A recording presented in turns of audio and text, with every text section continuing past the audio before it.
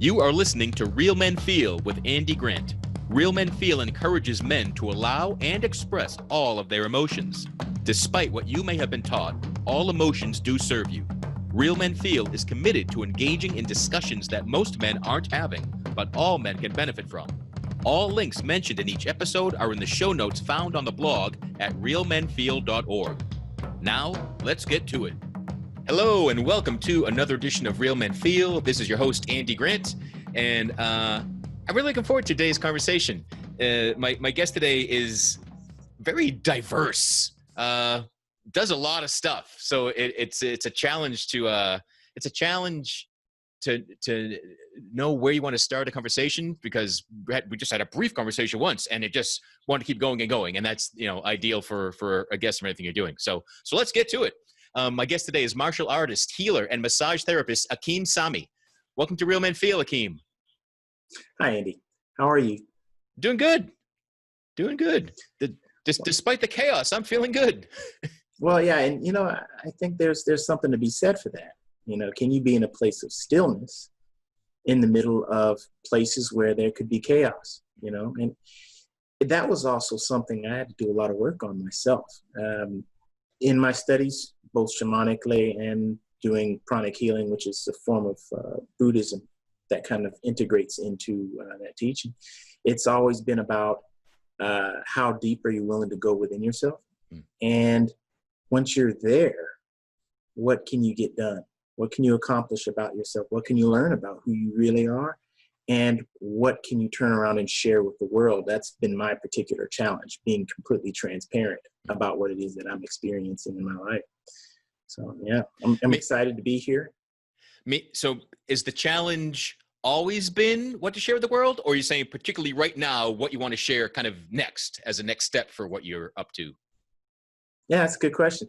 Actually, it's been like that for a lot of years in my life. And it's kind of one of those things that I learned early on in my life. I experienced some trauma coming up. Fortunately enough, both of my parents were always people that were in my corner, and very lucky about that. But there were some things that I encountered early on in my life that really, to be honest, attacked my confidence at speaking my words, speaking my truth, so to speak.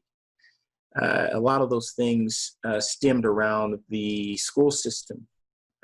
From kindergarten, spectacular year. I was very happy-go-lucky. I could read about 2 years before. My mom taught me how to read. A very meticulous person she is. And my dad, being the very honor-driven person that he is, he was an Air Force cop at that time. The base personnel that usually lets people in the base in Lackland Air Force Base in San Antonio. So, there was this military meets hard work ethic sort of energy that I was very lucky to have very early in my life. And having that was spectacular, and it was key. And I'll tell you how it ended up being super, super important. By the time I got to the end of kindergarten, a psychologist was my first kindergarten teacher. She was magnificent. She was awesome. She was a wonderful person. She was very outgoing. And she also went way around the mulberry bush. That's the way I tend to explain things. I used to think there was something wrong with that earlier in my life, that I realized that, I like to tell stories.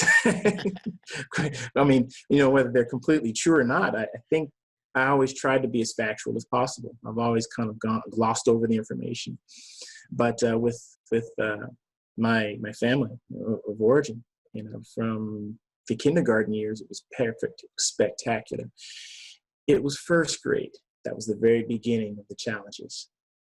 So in first grade, I had a crush on the teacher, interestingly enough.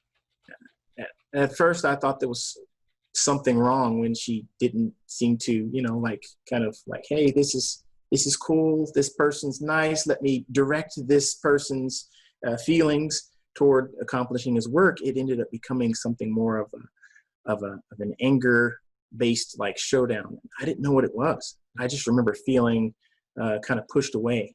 I just remember feeling that even though I was one of the top 3 readers in my class, that this person was just really off-put with me.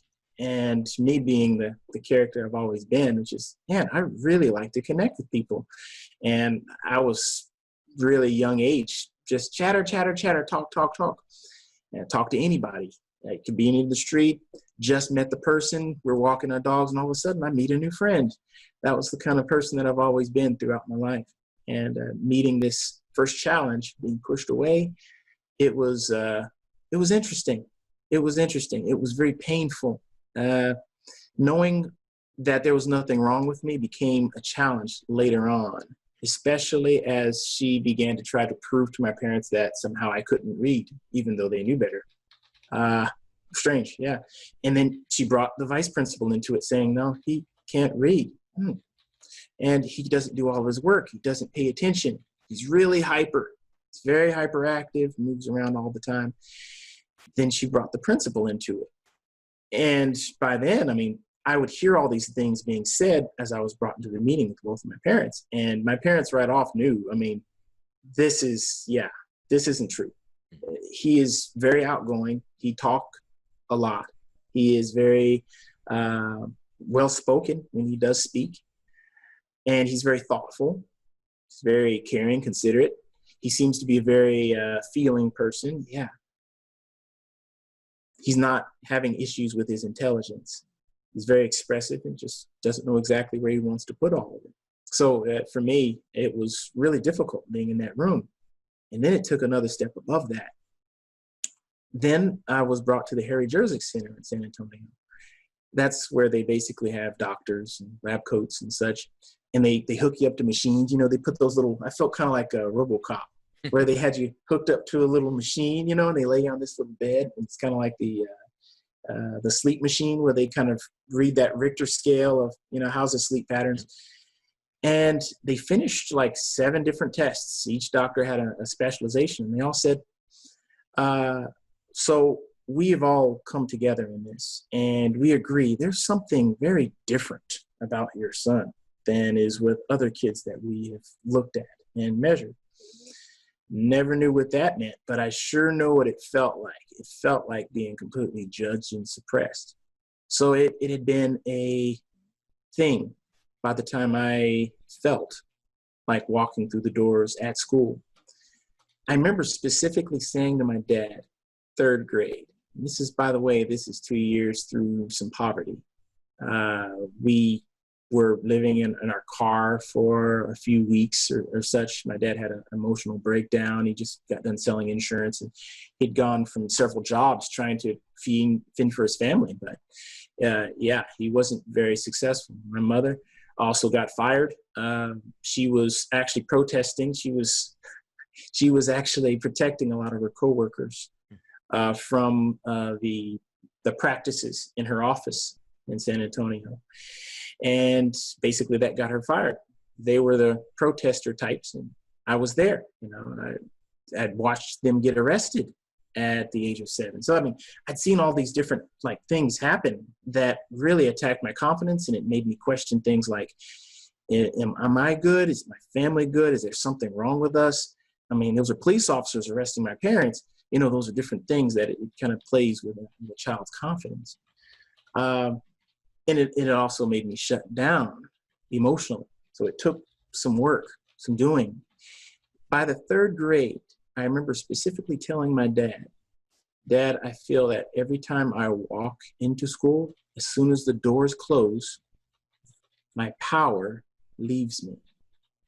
He heard that. That was all he needed to hear. He said, son, you will never go back to that public school again. I homeschooled from 3rd grade through 12th grade.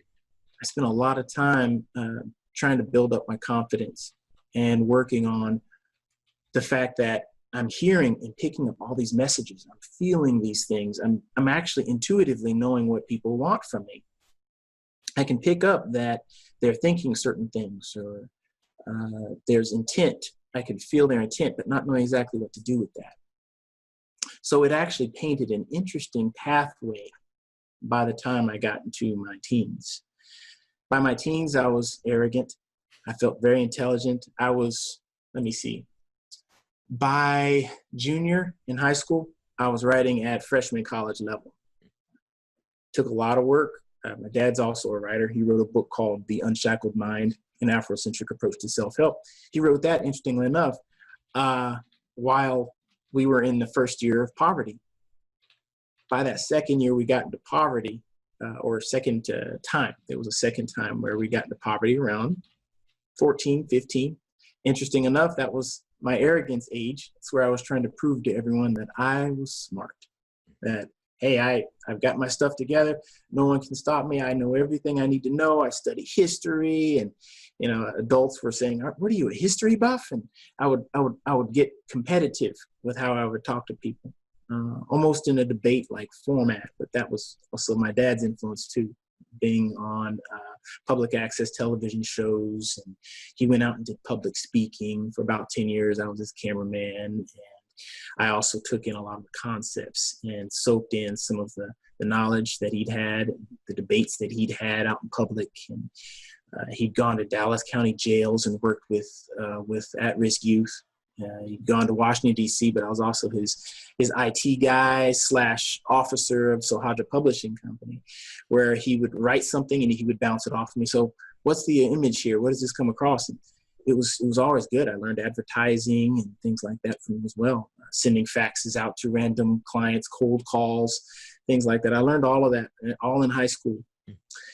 So fast forward to the time when I became a martial artist. That was when I started getting back out into public. When I was 14, a lot of things happened. Being a martial artist, it really put me into this outside of my family of 5, one sister older, one sister younger, taught me a lot about being able to feel and being able to connect with the feminine energies. Very close to my mother, close to my father, and very close to my grandmother, who also came to live with us, interesting enough, when I was 13. So there were a lot of different influences that I had that brought lots of feeling and gave me opportunities to kind of grow my confidence again toward being able to help people. And well, being a martial artist also brought me closer and closer to community service. So I was assistant instructor within about a year, became black belt at 16, still out in this. And by the way, the classes weren't in these enclosed like dojos. They were actually in community centers. That's how I got to it. So it was lots of people, just random people from anywhere, all walks of life, just walks in. And here I am, all of a sudden I'm working on them, or I'm working on their child. A lot of single mothers I worked on as well, and learned that there was an interesting similarity with African-American boys being able to express and feel, and had the same issues that I had with being able to express themselves and feel safe to express themselves. I thought that was very interesting. I didn't make that connection, but I just kept looking and seeing the anomaly. It's like, And I remember him saying the exact same thing that I said when I was 9, just like he was. Wow. It was interesting. It really blew my mind.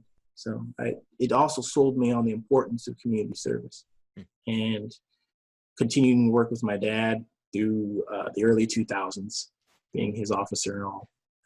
I ended up doing a whole lot more to not only help the community, but to help him, and to, I guess, be able to shine out and be able to let myself express. I became a part of a musical group as well. I played the djembe, played for one, and then later on, about 5 years ago, I also started playing for a second African dancing group.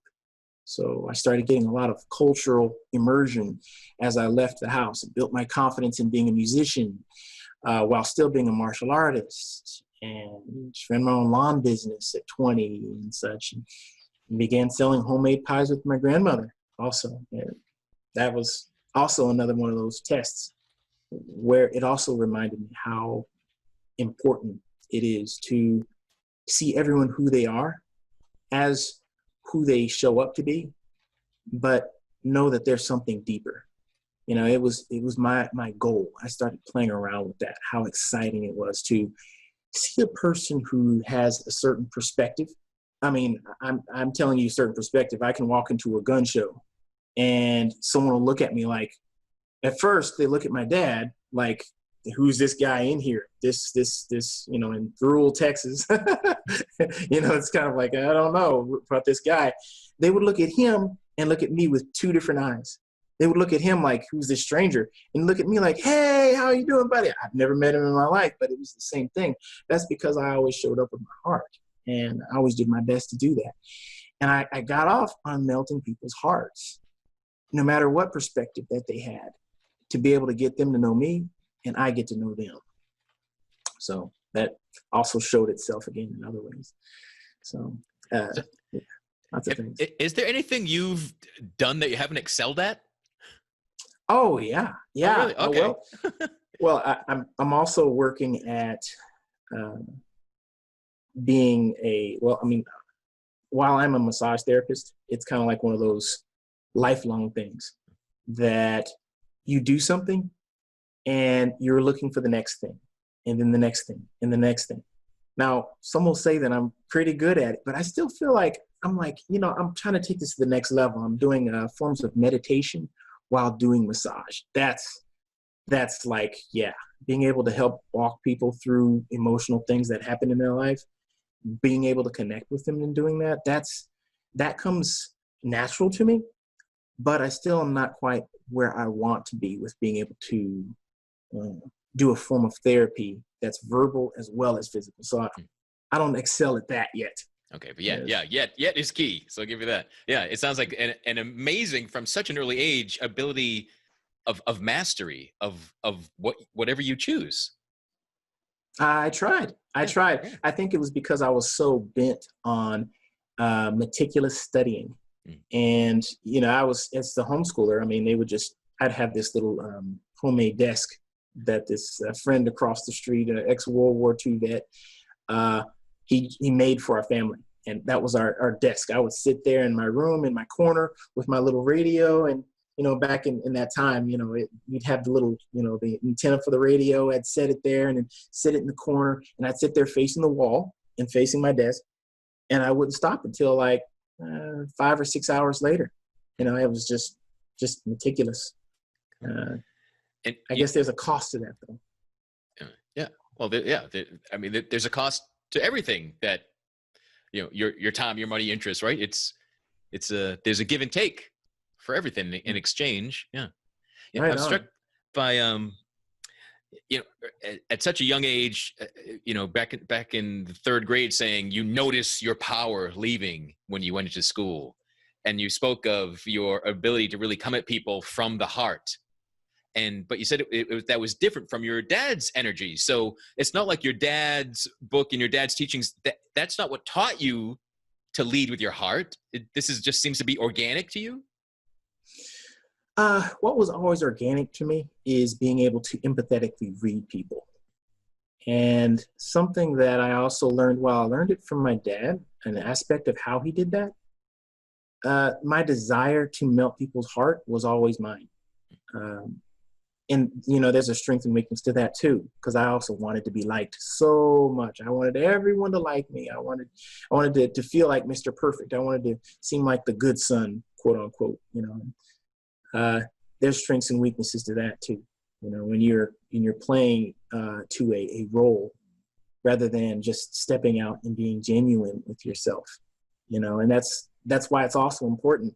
Are you doing the work that you really want to be doing in your life? Or are you moving toward it at least? And I still feel like there's aspects that I haven't unveiled in my capabilities and skills.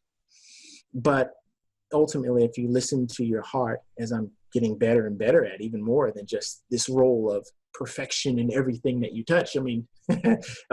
Sure, there's an excellent level of accomplishment in some areas, but the other thing that always humbled me was remembering that there's always someone better down the corner. There's always someone better. And there's always a way that I can make this better. There's always some sort of angle that I can look at this in a way that I haven't looked at it. And it always reminded me that, okay, well, you may feel like you did good here, but then there's this, then there's this.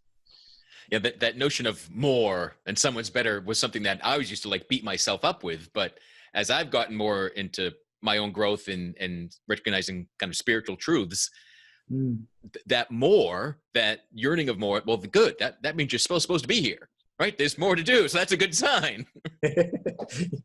Yeah, yeah. You felt like you're very, very, like your purpose was made up for, right?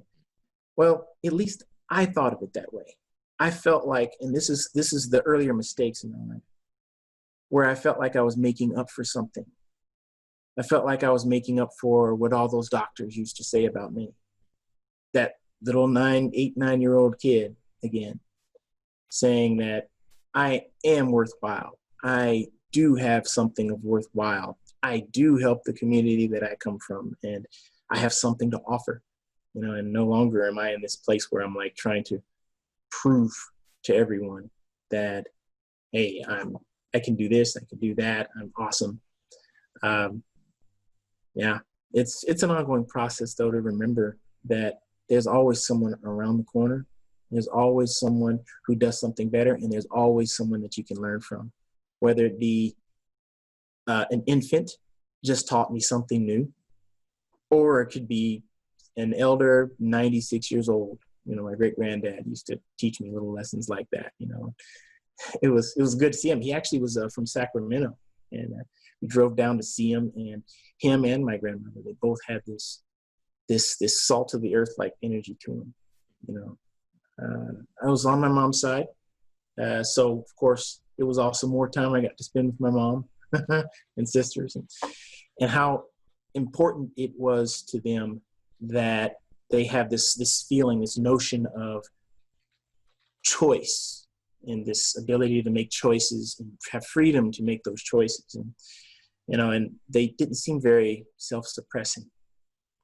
That was implying for me that I could do the same thing, that I could be better at. Even in the times of your family really dealing with some very heavy-duty poverty, this mindset, this ability to choose and to feel free and to pursue what you want, that was always still there?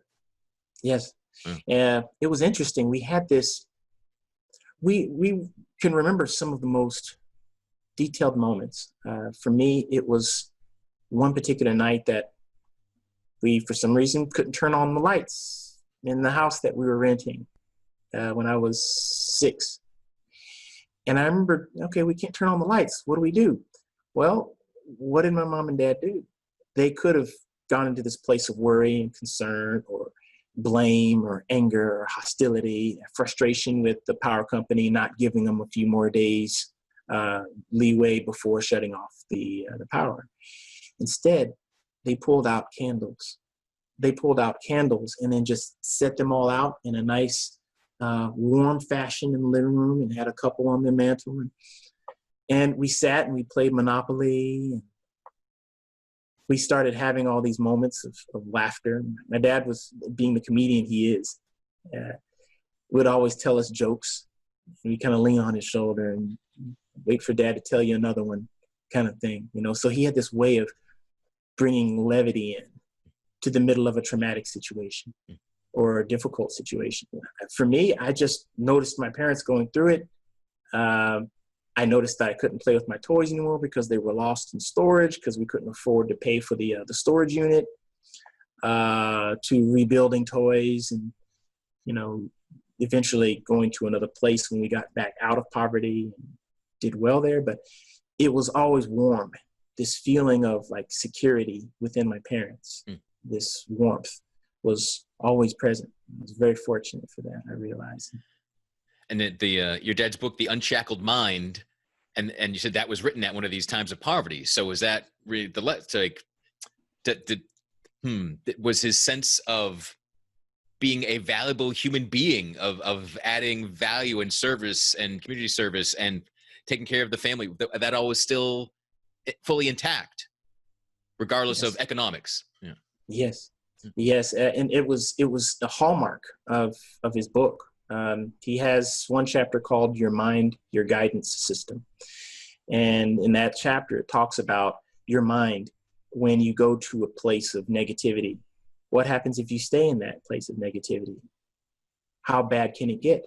Do you want to see how far it can go? I mean, but at the same time, it's not like denial. It's a matter of programming your mind to be at least close to the state that you want to be in, that makes you feel like you can do something, like you're effectual, like you can be happy. That's been the key item for me throughout my life. No matter what the calamity's been, it's been something along the line of, well, how can I reframe this? How can I reframe this into some sort of way that I can show up and that I might even be able to shine? So yeah, it's you leading your mind as opposed to your mind leading you around. Yeah. Yeah. Okay, cool. That's quite the challenge too, depending on what the situation is, especially if we get wrapped up, in anger.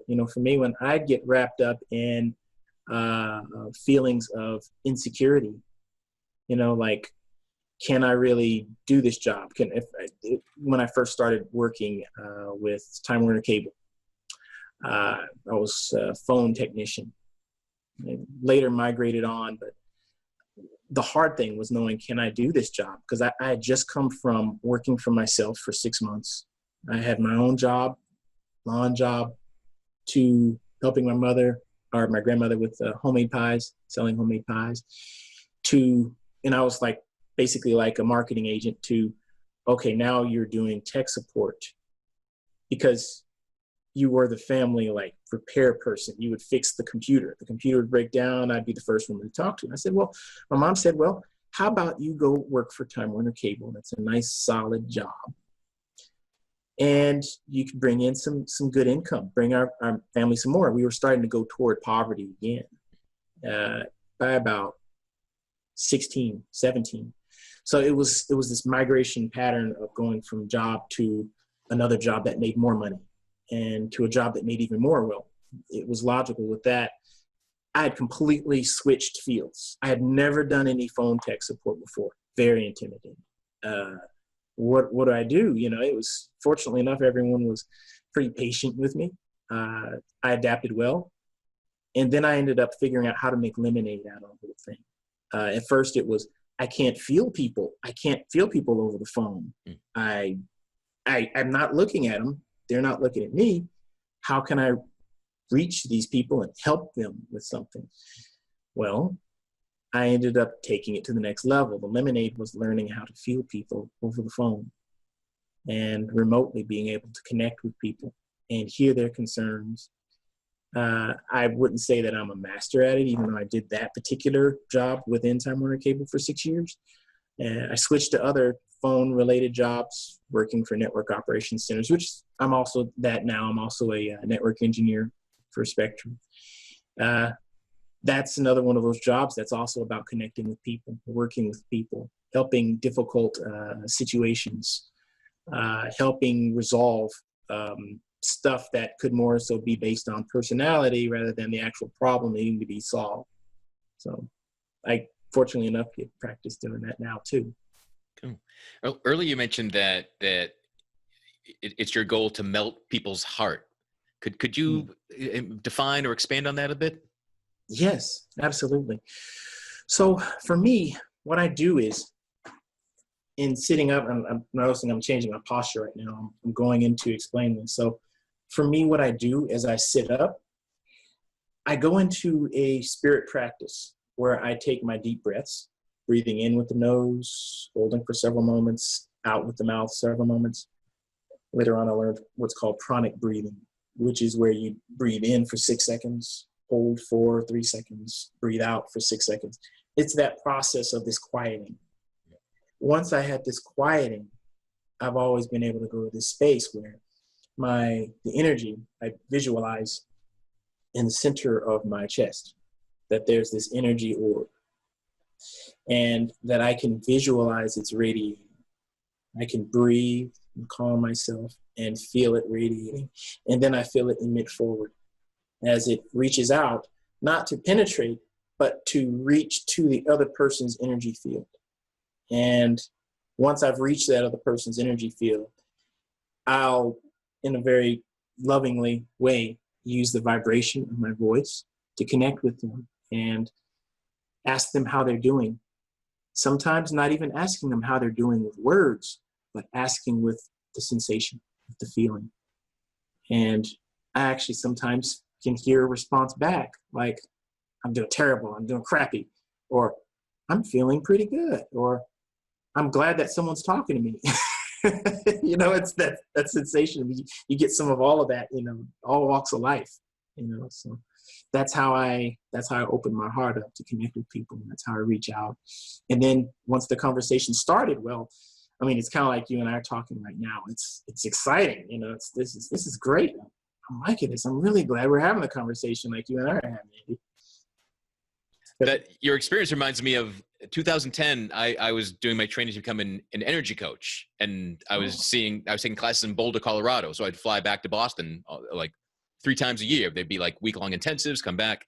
And I remember being on planes, and the perfect place, like usually people are grumpy, no one's really talking to each other. And I would pick someone like 4 rows ahead of me and just like, just sending love and kindness, and see like, oh, and I'd notice a shift in them. And then other people I'd like, wow, I'd get a message back.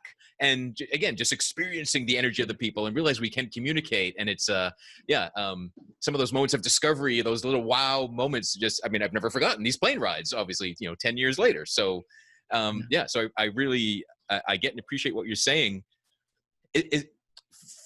For you doing this, was this innate and just you've been doing as a child, or was it some of that and also like learned skills and practice? Like what was your process to discover this? Well, I'm second generation, third generation, playing with my energy field as far as I know. I learned from my dad, whom, interesting enough, he was a base cop, and he would walk through certain like dark corridors as he's going across the whole base and patrolling it. He could feel certain energies come from him too. And he could feel some that were like malevolent, like energies. And he energetically would stop everything and repulse that energy. So, he already did an upgrade from his mother, whom taught him some of the feeling capabilities, being able to sense people empathetically. And I got a chance to connect, and I'm still enjoying my grandmother now. So I've seen who he learned from about opening up your empathy skills and connecting with people. And so, she did it, and he did it. And then he showed me, but he also noticed that, interestingly enough, I already just had this, what does he call it? He says, I have a heart of all open outdoors, where I just reach out and I connect with people. And I always wanted to, but beyond any sort of training or anything that he showed me. Yeah. With his words. In my experience and from people I've trained with, it's all children do this. And then society and school and the culture shuts it down. But so it's amazing that, but you have family remembering, no, this is who you are. These are your gifts. This is what you can do to remind you and not have you. So it sounds like you never had a period of losing it. Like so many adults go on their journey to try to seek and discover some old skill set, but it sounds like you never were missing it. Well, I want to say that I did have a certain point where I started missing. I started by my late 20s. Interestingly enough, got to this space, and I was also in a marriage that I wasn't in complete alignment with. I was Mr. Perfect once again, right? So I bought my first car, bought my first car and house at the age of 24, and got a chance to enjoy what it feels like to be like a homeowner. And oh wow, this is great. And in my immediate ancestry, it's not something that's incredibly common that all of us own property. So it was one of the earlier things I took care of. I was like, okay, I'm going to get my house. I'm going to get my car. And then I'm going to get my family. I got married. And eventually I got to a place where I realized I was giving to a relationship that didn't completely align with my future in energy work. And it was so meticulously used. It was so focused on my left side of my brain, which is the analysis, right? Being able to reason, than the feeling side, which is the emotional, the one that Heart Math Institute would suggest is where your heart is connected to the right side of your brain. For me, I got to a left side of my brain point to where I started feeling, as I would start to get into arguments and anger with my ex-wife, that my energy would actually shorten. I actually felt that my self chakra, which is just below it, it's the yellow one, and then the green one is the heart chakra. I actually felt my self chakra shrinking. And interestingly enough, I created in an ethereal perspective, without knowing it, I was repulsed by being shut down, not being able to have access to myself as it connects to my heart. And toward the very end of our relationship, I noticed that that the self chakra was like really small, and my heart chakra was shortening too. And by that time, I had a major energetic shift. I got into and the way that it showed up for me, an energetic shift, is a car accident. First car accident I had was about 2 years before the really nasty one for me. I had nothing but seatbelt rash. Fell asleep on the road on the way back between San Antonio and Austin. And yeah, it was really nasty. It was one of those, you look at the other truck that I rear-ended at a stop sign as I fell asleep on the road going down the highway. I walk away with nothing but seatbelt rash. It was amazing. It was like a 60 to 70 mile an hour collision. He was stationary. Yeah, it was, and I lived. He lived. Everyone was fine. 2 years later, I didn't finish making that change. I was trying to keep things together because, I have 2 kids by my ex-wife. So it was also this place of, hey, well, we got to stay together, stay together for the kids. We've heard that before in our parents and in different generations where they like stay together for the kids, even though they may not be happy with something, So by 2013, that nasty car accident for me happened in my early 30s, where it was an opposing car, rear-ended 2 other cars, jumped into the opposing lane. I was that car in the opposing lane. I was going about 45. They were going about 30-ish by the time they rear-ended that person. So about another 70-mile collision, except it was head-on. So it broke my fibula and tibia bones in my leg. That actually reset everything for me. I was unable to walk, being a physical person, being a martial artist, and like to take my kids hiking and throw them on my shoulders and pick them up and throw them around and we laugh and play. And I couldn't do any of those things. I had to completely stop and reset everything. I had to see where my life was. I had to see where my love relationship was, or lack thereof, for me. And I had to find out what I was going to do about that. So I'd realized only after that fact that, I was just trying to be Mr. Perfect. I wasn't truly meeting my energetic purposes. I resisted it. Now, interesting enough, the previous generation, my dad had the exact same thing happen. For him at 32, he had complete renal failure. That actually stemmed the second homeless event that happened in our family. So that's, by the time I was 14, I had to go to work for the family specifically with the intent of, hey, you need to cover the other half of the funds. Mom's working. Now I've got to figure out how I'm going to come up with the rest of the family's other half of the money. And so I did. I was able to successfully kind of get a job and kind of come out of it. But then in that same process, I started giving up little bits of purpose work, opportunities to travel to tournaments in other states.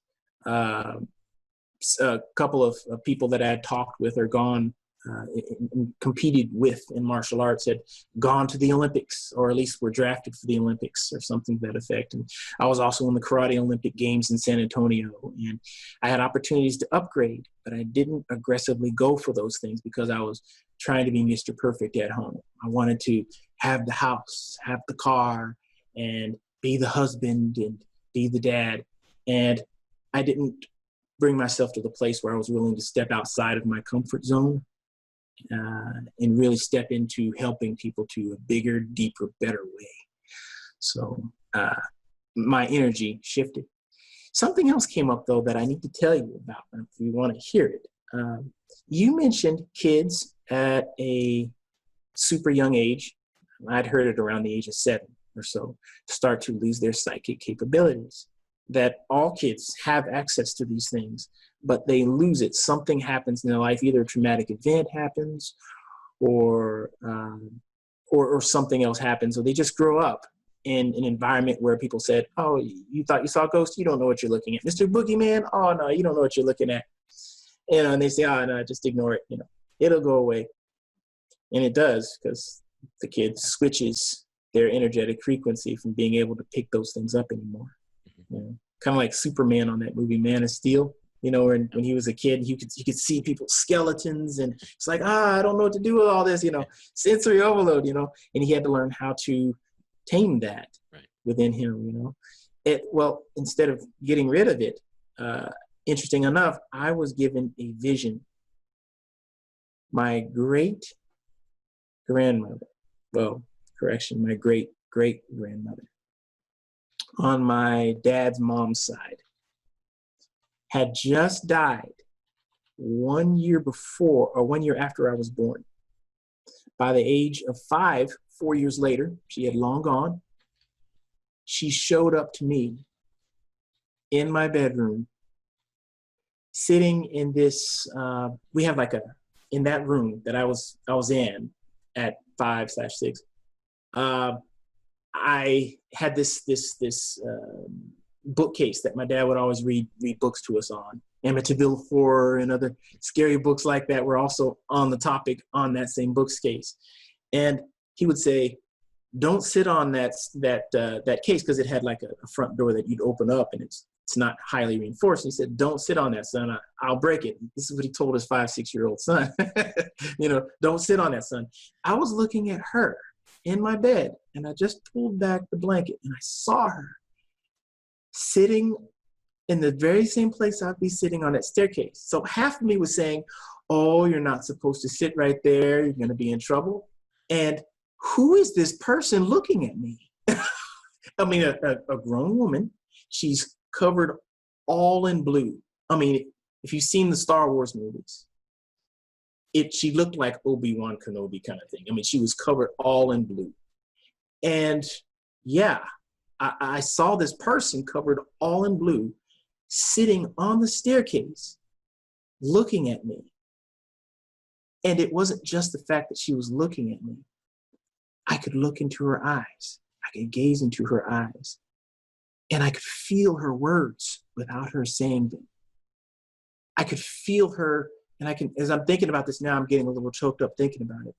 I'm feeling this feeling that she's telling me that you may not know me, but I love you, and I'm watching out for you, and you're okay. And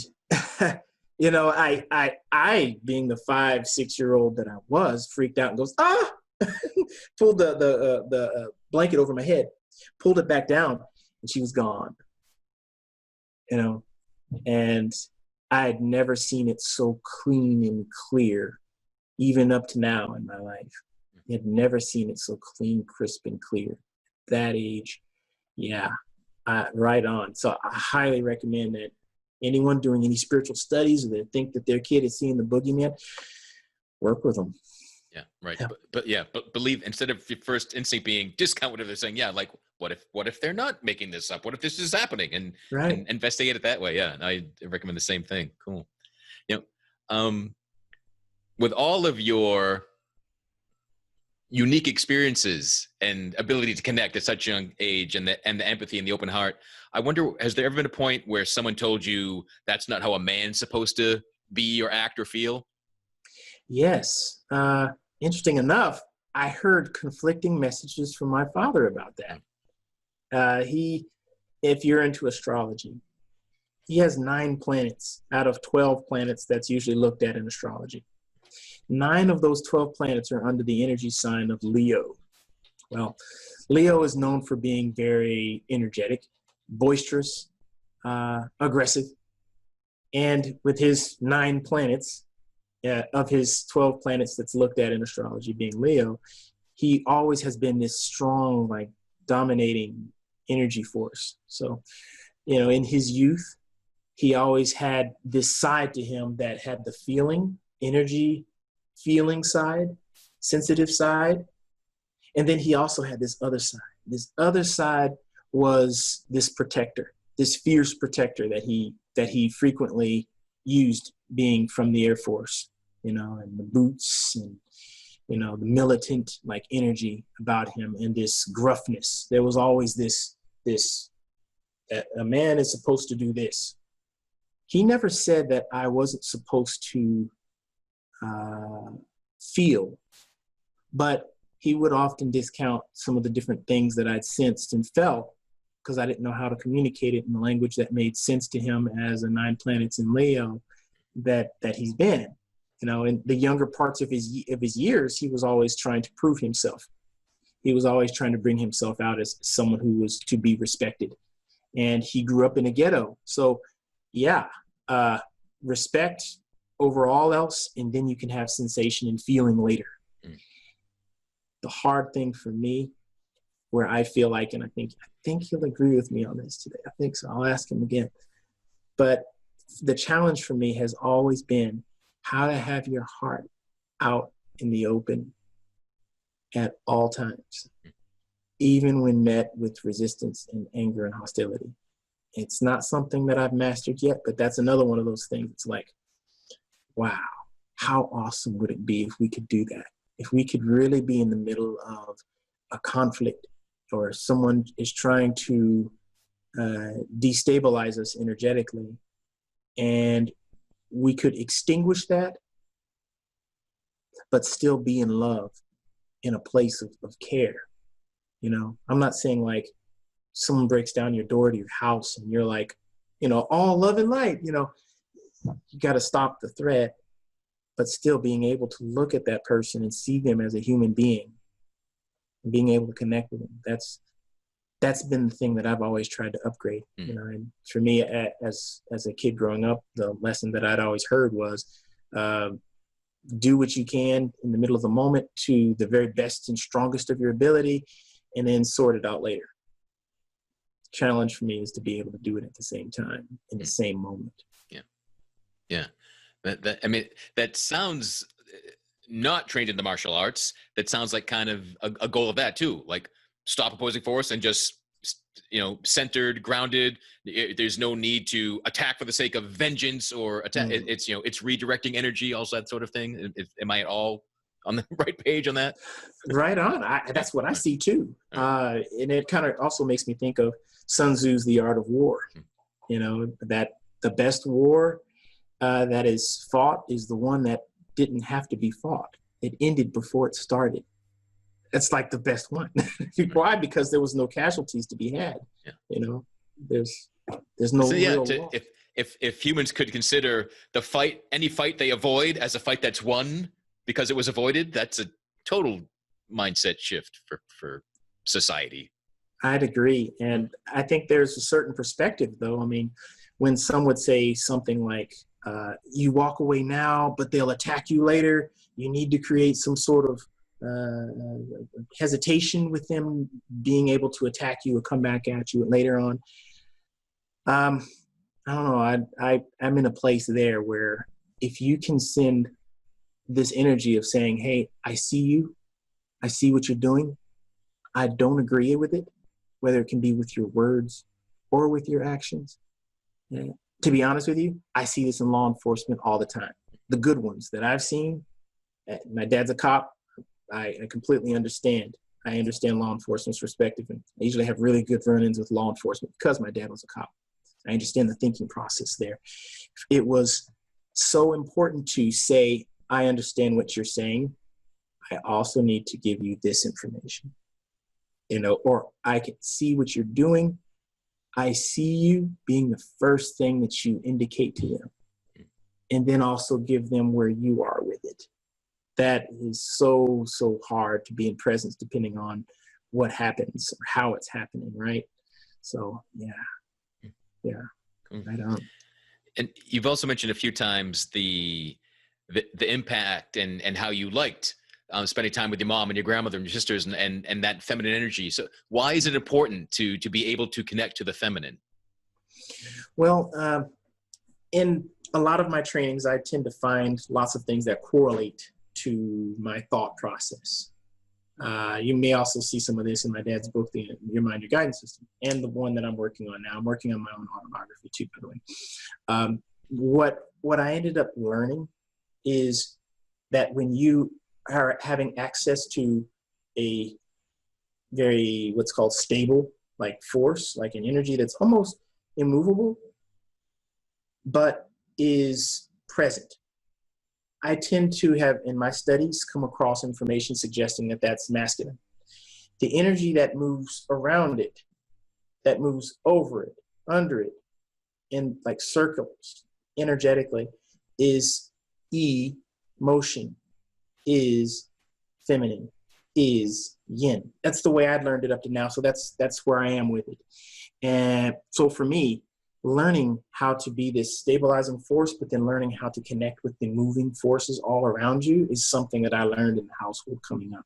Seeing that both of my sisters are Cancerians. Cancerians notoriously are not incredibly emotional, but are really watery. Well, it also adds to it that, my sign is, I'm a Pisces too, so I'm watery, mutable wateriness. Yeah, it made it really easy to connect with their emotion, their moving, the ebbs and flows per se, of instability, of not being in one place, moving in all directions at the same time, but then also still having this challenge of staying stable, but then having the energy within you and not being able to have someone complete you in doing this. Because some people in relationships, they want them to complete them and they just play one role and the other person play another. I tend to think of us all as a microcosm of the universe. The universe has all of its checks and balances all intertwined. I honestly am of the perspective that the human body and the universe is the same thing. That we have a universe on the inside of us. Our millions and millions of cells are like little planets. And the space in between them is the black matter, the black energy that we're hearing about in the universe now, that it's just mysteriously expanding.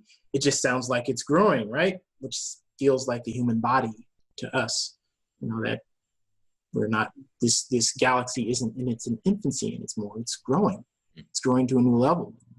Vibrations and frequencies are changing, and this moving that comes about it in the household that I was in helped me to see that and connect with the fact that movement is a part of life. Growth is also connected directly and tied with the movement, but then also with the direction of having the yang as well as the yin all working together in this wonderful symphony. So, right. So it's about, traditionally masculinity is the form, the force, the solidity, and femininity is the flow. So it's being comfortable and allowing yourself to be both the force and the flow. And then you're the whole package, right? That's my goal. Yeah, cool. I mean, some will say that you can do that. Some say you can't do that. Some say they have their own perspectives. I'm under the perspective that anything is possible as long as your mind is open to learning how to be all of that. Yeah.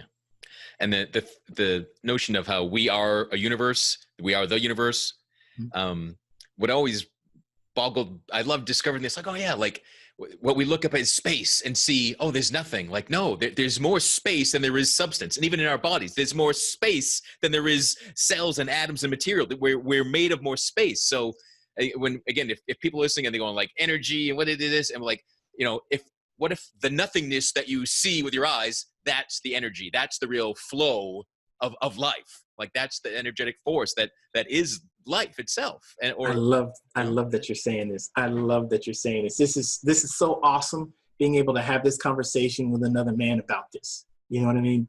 This is just awesome. I love having this conversation.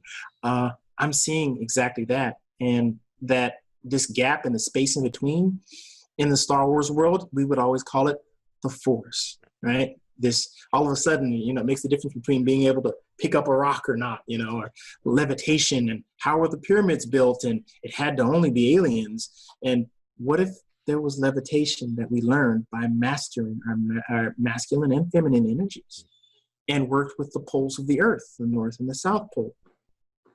What if that was mastered to a degree with tuning forks or harnessing tools? It really gets exciting thinking about all of our possibilities as long as we open our mind and keep ourselves flexible to that. Yeah, it's similar to the space, the emptiness is where everything's really happening. There's so much more that we don't know than we know. And it's, I mean, it's part of the human ego, I guess, because at every time, everyone was sure we know everything there is to know, and that's still like, but science says this. I'm like, science is always wrong until the next version of science discovers something else, right? So right on, so yeah. Right on, yeah. It's science is basically waiting to be disproven, and it's almost, to be honest with you, I'm not a scientist, but my interpretation of science seems very, in this current society, masculine dominated. And because it's so masculine dominated, it makes it inflexible. It's missing the element that I always associate with the heart, which is feeling, which is sensitivity, which is openness, which is expansion, bottomless expansion. The bigger your heart is, the more expansion you can have. And, when we have this mentality that things have to be proven and it's dog eat dog world, and if we lock ourselves into that place where, hey, it's got to be destroyed, something better has to come along and destroy what was there, instead of this wonderful symphony of what was there with what's becoming, with what will be, all together, all in one. I mean, that just feels really exciting. Yeah, that we can actually get to that. Yep. I used to be, I wanted to consider myself very logical and science, and if it's not proven, it's nonsense. And then, I just began to trust my experience more than what anyone else could prove it. So I had really mystical experiences with breath work or even ayahuasca, and just like, having just like, whoa, there's so much more than what I thought. And that's the proof I needed. It was the experience, not to read a book or study some things or, and then the longer I go, the more I'm finding that science is catching up to spirituality. It's not the other way around. Yeah, isn't that what's happening with quantum physics right now? Yeah. They're starting to get more yin-like, I'd say, in some of their interpretations, and thinking about how many dimensions that there are. Oh, there aren't 12 dimensions anymore. Oh, okay, there's more than that. It's like, this is awesome. This is awesome. Yeah, it's like, because like, how can you prove something that's infinite and expanding? But let's see that, like, science keeps like, we weren't right about that. Now we're right. Nope, we're not right. Oh, no. So yeah, the best science is just the best, most agreed upon theory in any given moment in any society. But in my own growing up and coming to peace with being alive, I came across, I can't remember who said this, but you can be right or you can be happy. And I used to really think being right mattered until I was like, I'm right. I want to be right, but I'm miserable. What if I just choose to be happy? And sometimes they'll be the same. You could be right and happy, but if you insist on one or the other, I just suggest go for the happy. Like now, like, I'm glad to be wrong. And I'm glad to see scientists, we were wrong about that. And like, move, the growth is in being wrong. Very sagely advice. That awesome. Resonates so true for me. I love this conversation. I love everything you're up to and sharing. And how deep into the process of writing your book are you at this point? I'm very, very much in the earlier stages. I'm still doing the, when you're creating the pillars, I'm in the pillar stage. As I have all my pillars, I'm like, I don't know if that pillar agrees with how I'm going to bring the emotion into this, because I want it to feel like a wonderful symphony of like yin and yang. There's this flow and there's this purpose that is expansive enough to allow the flow to encompass the breadth of the message. So I'm still working with that. Sometimes I'll change up the form and I'll be like, okay, this form feels good. And then I'll kind of play it out where I'll let the emotion unfold into it. I'm like, I feel like it needs to be a little bit more expansive. So I'm still tweaking that. It's early in its process. Now I've got I have a few questions I pick and choose from and ask people to kind of close things out. But I'm asking, I wonder if you can even answer this. But is there anything you wish you had learned at a younger age? And I mentioned because it seems like you learned, you were aware and recognized things at such a young age. But is there anything you didn't really take as a truth, and you could have earlier, or anything like that? Yes.